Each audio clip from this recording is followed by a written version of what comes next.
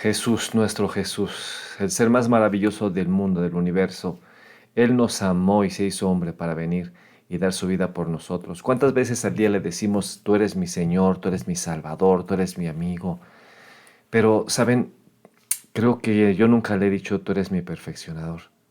Y es porque no había entendido lo que hoy quiero compartirles, que yo también estoy entendiendo, que estoy recibiendo y que quiero compartirlo con el ánimo y el deseo de que lo podamos ver a Él actuando en todas las cosas, en todas las situaciones que nosotros a veces no vemos y no alcanzamos a entender. Así que vamos a esta parte de Hebreos capítulo 12. Y cuando leemos el primer versículo, dice, por tanto nosotros también, teniendo en derredor nuestro tan grande nube de testigos, despojémonos de todo peso y del pecado que nos asedia y corramos con paciencia la carrera que tenemos por delante. Por tanto, está hablando de lo que se dijo anteriormente en el capítulo 11.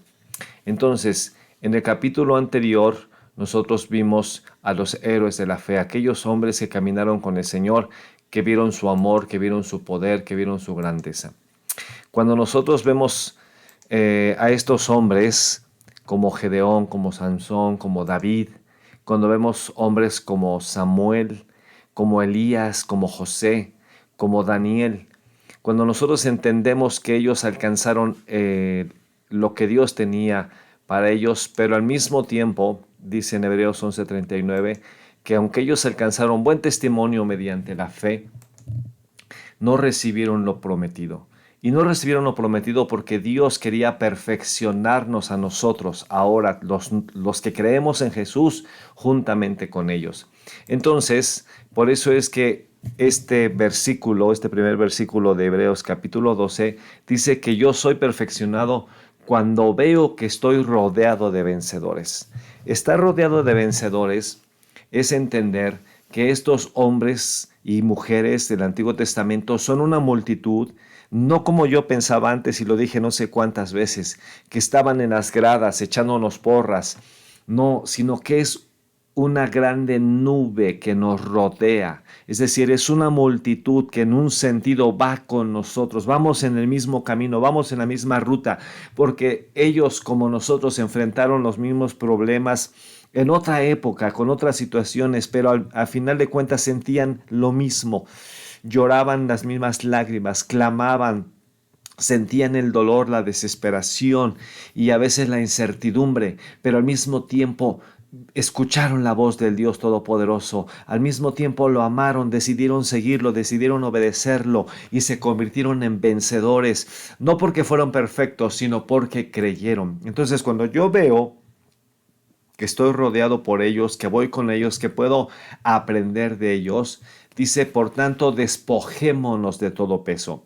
Entonces yo necesito despojarme de las cosas que me pesan, del dolor que hay. Cada persona está experimentando durante el día, durante la semana, aun cuando nosotros entendamos, estoy hablando a personas que ya creemos en Jesús.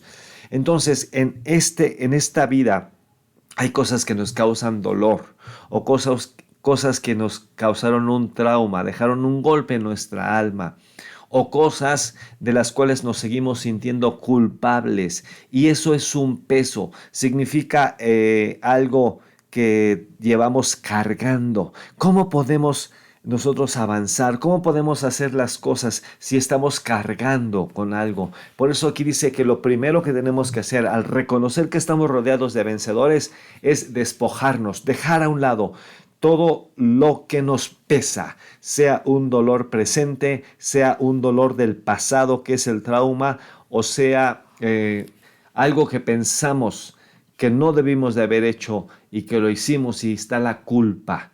Pero también hay que despojarnos del pecado, hacerlo a un lado, porque dice que ese pecado nos asedia. Esa palabra significa que se enreda tan fácilmente. Entonces hay cosas, hay tentaciones, hay situaciones que le afectan a unos y a otros no. Hay cosas que a mí me afectan que a ti no te afectan, pero quizás hay cosas que a ti no te afectan y a mí sí me afectan. El punto es que tú y yo necesitamos ubicar, entender qué es lo que fácilmente me hace caer, qué es lo que hace lo que fácilmente me hace distraerme, me hace quitar mi amor, mi dependencia del Señor. Ese pecado me tengo que desenredar, porque tengo que hacer lo que dice después. Tengo que asumir que estoy en una lucha, en una carrera o en un conflicto. Esta palabra que encontramos ahí, que aparece carrera, tiene estos diferentes aspectos. Es una lucha como si fuera una competencia, como si fuera una carrera olímpica, y al mismo tiempo es un conflicto que implica lo que yo estoy enfrentando externamente y lo que estoy enfrentando internamente. Así que cuando nosotros vemos esta palabra, encontramos, por ejemplo, que Pablo le decía a Timoteo: pelea la buena batalla de la fe. Es decir, tienes que disciplinarte, tienes que esforzarte, tienes que tener pericia en la lucha que estás llevando. O como cuando dijo al final de su vida, en la segunda carta de Timoteo, capítulo 4, versículo 7, he peleado la buena batalla. Se refiere a esta lucha. Entonces yo tengo que asumir, tú tienes que asumir que de esta lucha no nos podemos desentender, que es continua, que todas las cosas que nosotros pasemos implican que tenemos que esforzarnos. Sin embargo, si yo asumo que este es un conflicto y decido perseverar, voy a avanzar, vamos a avanzar, porque ahí dice que nos despojemos del peso, nos despojemos del pecado y corramos con paciencia o perseverancia la carrera que tenemos por delante. Después dice el versículo 2, puestos los ojos en Jesús. Este es el aspecto más crítico y el aspecto clave. Poner nuestra mirada y única atención en Jesús. Siempre, siempre, siempre vamos a estar considerando lo que hemos pasado, vamos a estar considerando lo que vemos en las personas, incluso en las personas que en alguna manera esperamos lo mejor de ellas o que son un ejemplo, incluyendo aquellos que nos enseñan o que nos pastorean. Entonces, si nosotros ponemos la vista, no importa que la persona sea la más llena de Dios, la más sabia, la más experimentada, vamos a tropezar si lo vemos porque somos imperfectos. Pero hay uno que nos amó, que es perfecto, y en Él sí tenemos que poner nuestros ojos. Entonces, cuando nosotros ponemos los ojos en Jesús y entendemos que Él es el autor y consumador de la fe, podemos seguir adelante, podemos despojarnos de lo que nos estorba. Porque consideramos que lo que él hizo, dice, el cual por el gozo puesto delante de él sufrió la cruz, menospreciando el oprobio. Entonces, así como él nos llama a poner nuestros ojos en él, así él puso sus ojos en lo que iba a venir, incluidos nosotros. Él puso su vista en lo que iba a suceder después. Él puso su mirada y su corazón en lo que el Padre iba a cumplir, en que lo iba a exaltar, lo iba a honrar, y a través de su sacrificio iba a salvar a innumerable número de almas que ahora somos sus hijos, incluidos los que ahora hemos creído en Jesús. Pero Él tuvo que vernos a nosotros antes, y así soportó o sufrió la cruz y tuvo en poco la vergüenza de esa muerte en la cruz. Dice, y entonces se sentó a la diestra del trono de Dios. Él tomó ese lugar que ganó con su obediencia, que ganó con su entrega. Dice el versículo 3, consideren aquel que sufrió tal contradicción de pecadores contra sí mismo, para que vuestro ánimo no se canse hasta desmayar. Esta es una de las situaciones que muchas veces están sucediendo. Los que hemos creído en Jesús, después de algún tiempo, cuando enfrentamos situaciones que no esperábamos, cuando las cosas que empezamos a vivir no se parecen nada a lo que soñábamos, empieza a venir un desánimo. Ese desánimo hace que nuestra mente se atrofie. Ese desánimo hace que los problemas los veamos más grandes, que no veamos la salida, que no veamos cómo puede venir la respuesta. Y nosotros tenemos que considerar que Jesús ahí en la cruz sufrió tal oposición de los pecadores, y que cuando Él estuvo ahí en esa condición, Él pidió perdón por ellos. Él animó a los suyos a que se amaran. Él declaró a aquel que se arrepintió en ese momento que iba a estar con él en el paraíso. Él declaró que todo estaba consumado. Él fue un victorioso ahí en la cruz. Si nosotros consideramos, como lo hicimos anteriormente, aquellos hombres del Antiguo Testamento, vimos que hicieron grandes cosas, pero Jesús reúne todo eso, Jesús reúne toda esa entrega al Padre, Jesús reúne todo ese amor, Jesús reúne todo ese valor, Jesús reúne toda esa determinación. Entonces, cuando nosotros vemos ese amor, esa determinación, esa fuerza con la que Él entregó su vida en la cruz, vamos a tomar nuevo ánimo y no vamos a llegar al punto de desmayar. Así que, puesto los ojos en Jesús para vencer el desánimo, implica que entendamos que Él es el autor de la fe, porque Él estaba actuando en el Antiguo Testamento. Porque cuando en el Antiguo Testamento encontramos que el ángel de Dios, el ángel del Señor se presentaba a Gedeón o se presentaba a Josué, es Jesús en forma angelical porque recibió adoración. Entonces Él inició la fe porque les habló a los hombres del Antiguo Testamento, pero también es el autor de la fe porque lo hizo en la cruz. Por lo que Él hizo en la cruz, Él inició la fe de tal manera que cuando Él soportó la oposición, Él se convirtió ahora en el consumador de la fe en el trono. Ahí en el trono Él va a consumar esa fe y ahí desde el trono Él nos está instruyendo para que seamos perfeccionados. Recordemos que ser perfeccionado significa estar terminado en carácter, concluir la meta, es ser como Jesús. Entonces, Jesús ya no está en la cruz. Tenemos que considerar cómo Él sufrió en la cruz para tener ánimo, pero al mismo tiempo tenemos que considerar que Él ya está en el trono y que desde ese trono Él nos ha de perfeccionar. Entonces dice el versículo 4, porque aún no habéis resistido hasta la sangre combatiendo contra el pecado. Sí hemos pasado situaciones difíciles, sí estamos luchando para ser agradables delante de Dios, para ser rectos. Sí pasamos situaciones difíciles, pero no al grado de sufrir como Jesús, no al grado de llegar hasta la sangre. Dice, y habéis ya olvidado la exhortación que como hijos se os dirige. ¿Cuál exhortación? Dice el versículo, Hijo mío, no menosprecies la disciplina del Señor, ni desmayes cuando eres reprendido por Él. Entonces, esta palabra disciplina tiene que ver con ser instruidos. Esta palabra disciplina tiene que ver con ser enseñados, de tal manera que nosotros tenemos la capacidad de avanzar, tenemos la visión para lo que viene. Fíjense que todo instructor, incluyendo a los padres, incluyendo un capacitador, a un maestro, la virtud que tienen es que ellos ya han aprendido, ellos ya han pasado, ellos ya saben lo que viene después. Entonces, al saber lo que viene después, nos pueden decir cómo lograrlo, cómo soportarlo, cómo sobrellevarlo, cómo vencerlo.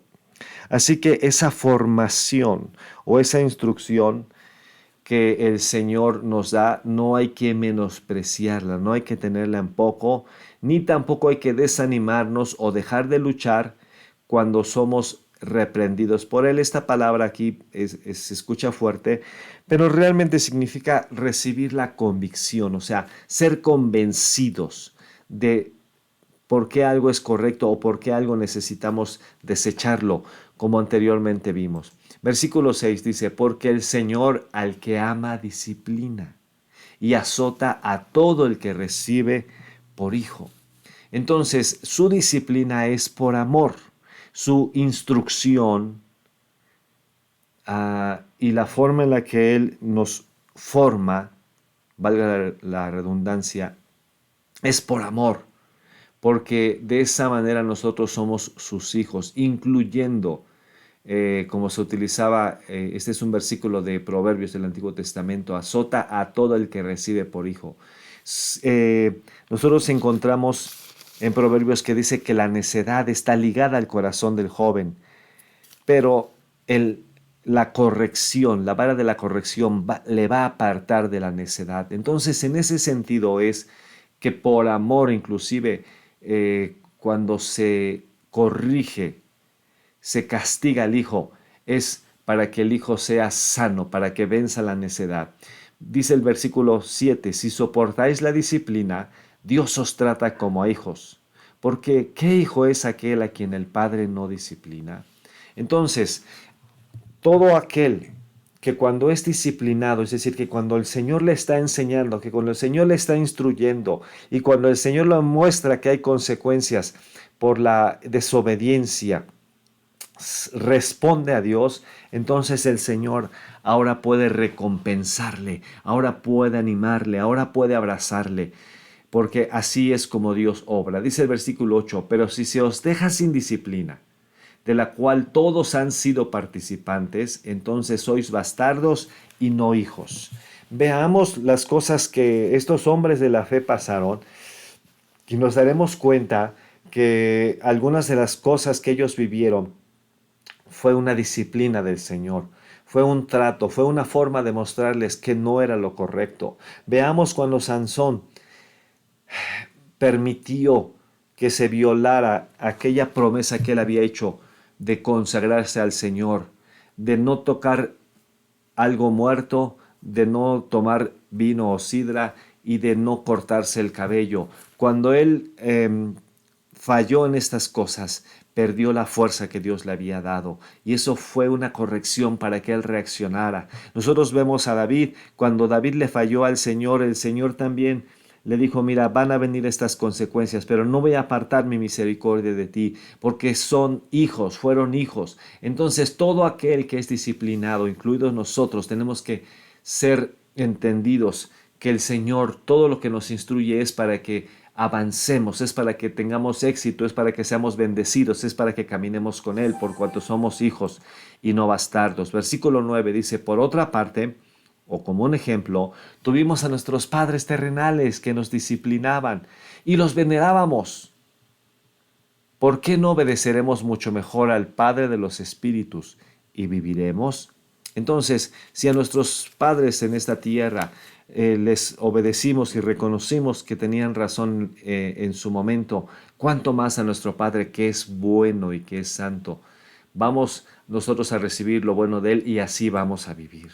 Versículo 10 dice, y aquellos ciertamente por pocos días nos disciplinaban, como a ellos les parecía, pero para lo que nos es provechoso, para que participemos de su santidad. Así que nosotros estamos siendo instruidos, estamos siendo capacitados, estamos siendo formados para que recibamos provecho, para que recibamos las cosas que Dios tiene para nosotros, pero también para que participemos de su santidad. Participar de su santidad significa que vamos a ser como Él, que vamos a poder vencer el pecado, que vamos a tener libertad para actuar, que vamos a tener la fortaleza del Señor, que vamos a poder caminar con Él a nuestro lado, porque estamos recibiendo su instrucción y así estamos participando de su santidad. Y finalmente en esta ocasión, versículo 11, dice, es verdad que ninguna disciplina al presente parece ser causa de gozo, sino de tristeza, pero después da fruto apacible de justicia a los que en ella han sido ejercitados. Entonces, respecto a la disciplina, hay que apreciar la formación y la instrucción.